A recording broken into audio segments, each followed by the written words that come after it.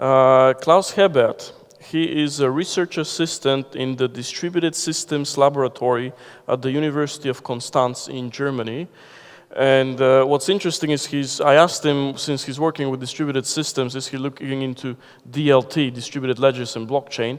And the answer appears to be no. So it's quite interesting to hear about distributed systems other than blockchain. Over to you. Thank you. So welcome to my presentation. I'm Klaus. I'm from the University of Constance, and I'm the main developer of the JavaScript XMPP client. You all know those companies or services. They all offer a free service for you, so file sharing, chatting, data storage. But why free in quotation?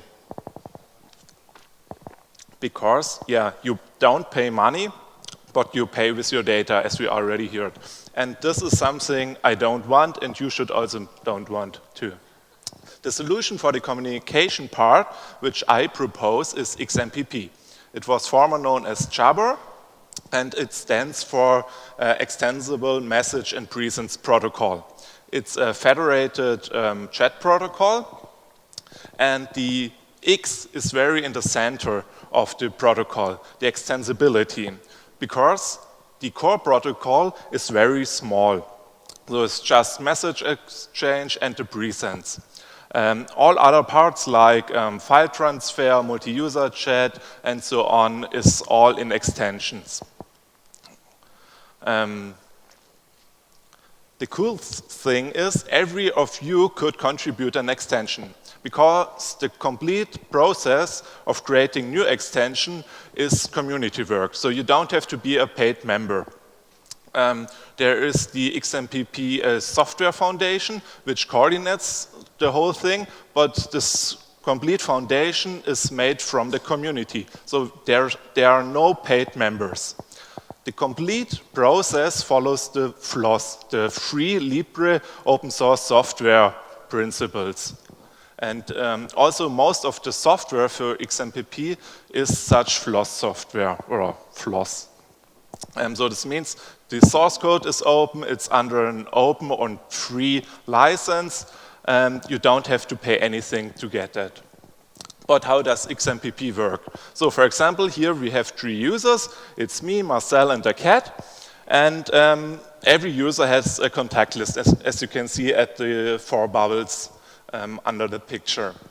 So for example, Marcel, it's the guy here, has me and the cat and is in contact list. And we have a present subscription. So I can see his online state, and he can see mine. He doesn't have a present subscription to the cat, so he can't see the presence of the cat, but the other way around, the cat can see the present state of Marcel. So this is cool, because now you can fine grade who sees if you are online or not. So for example, your boss can send you messages, but you don't see if you are working at the evening. So here you have very fine-grained control over your privacy settings. Another security or private-related advantage of XMPP is that most or all parts are free available, so the documentation and, as I said, most of the clients and also servers. Another advantage of these FLOSS applications are that you save a lot of money, because you don't have to pay any licensing fees, for example. You don't have to stick to every new release, new tutorials for your members. You can stick to the old code and improve it if you like. As I said, XMPP is a federated protocol. This means it's like email. So every XMPP server, if allowed, can communicate with every other service or server. So people from America can chat, for example, with guys from Europe. 5 years ago, we discovered that people only use such services like XMPP if there is an online version on our website. So we started the JavaScript XMPP client. It's a full-blown JavaScript client in the browser, which can be integrated in every system with just a few lines of code. Here, for example, Sogo, it's an email program or a groupware system. JSXC has a lot of features, for example, notifications. We have end-to-end encryption. We have multi-user chats, file transfer, video calls, and a lot more. But of course, there are also native applications for your phone or desktop. Here, for example, Pigeon. Now, how you can get back control over your data. Here's the interesting part. It's super easy. You just need a server or at least a Raspberry Pi at home. And in the next 2 slides, I show you how you can get back the control with Nextcloud and JSXC. Nextcloud is a PHP application for file sharing, file storage. It also offers support for calendars and contacts. And that's why we think it's the perfect combination. So I assume you're on a Debian-based system. So for example, for the Raspberry Pi, this would be Raspbian. You just have to install some dependencies. Then you have to get the latest package from Nextcloud, extract it, create some certificates with Let's Encrypt, create your Apache configuration, and then you just have to install Nextcloud. In the default configuration, it uses SQLite, but of course you can also use other databases. And as last step, you have to install JSXC. And that's it. You have a Nextcloud installation with a running instance of JSXC. In this minimal setup, JSXC comes with an internal chat backend. This means you don't have any federation, but we can change this. We from JSXC offer you a free XMPP server, so you can go to your admin page in the interface from Nextcloud and activate or register a virtual XMPP server, for example. If you want even more control, you can install your own XMPP server. For example, here Prosody. And if you like, you can attach it to your Nextcloud.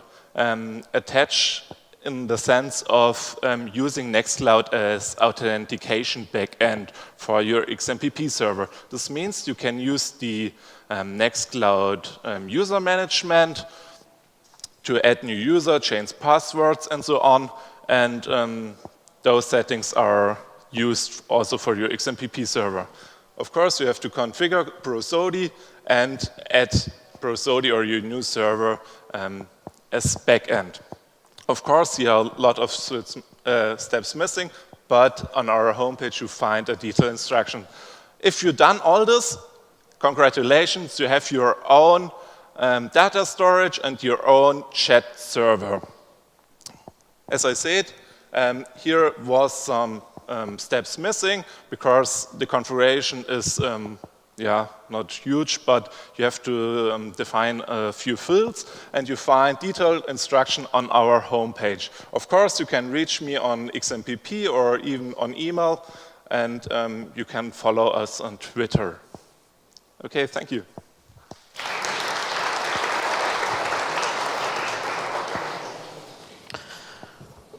Thank you. I feel much better because earlier we heard how the world's coming to an end, and now we're finding ways to fight back and take back control. I know it was a bit technical, but does anybody have questions? You all understand how to use XMPP? Yes, sir, over here. Nice presentation, by the way. How is your solution different from the one developed by Silent Circle? Do you use any different encryption algorithms or hashing or? Sorry, what do you mean? Which system? What's the difference between your project and the solution offered by Silent Circle?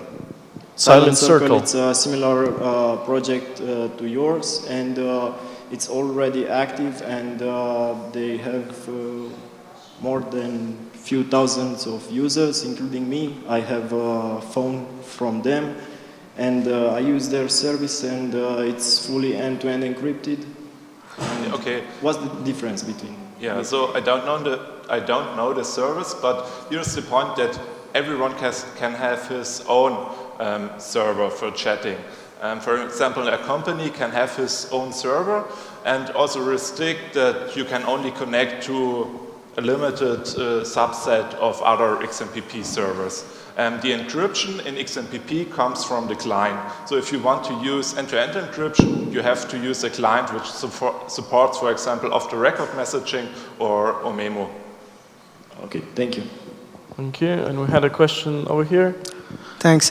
So what are the main business applications of your technology? You mean chat clients or? The distributed database technology.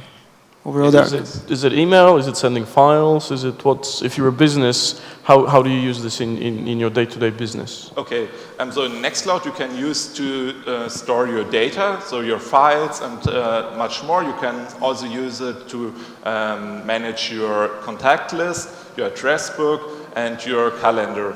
And with JSXC you can also use it for chatting. So it sounds like any sensitive business data or information. Yeah. And are there, is there an impact on performance or anything like this? Or? No, it runs very well also on large installations. For example, I think, or probably a couple of you heard about this, the German government also uses now Nextcloud to store their files. So it's like a distributed Amazon cloud, for example, something like that? So Nextcloud is not distributed by default. Okay. Thank you. No problem. It's like a PHP application you can install on every web server or web hosting.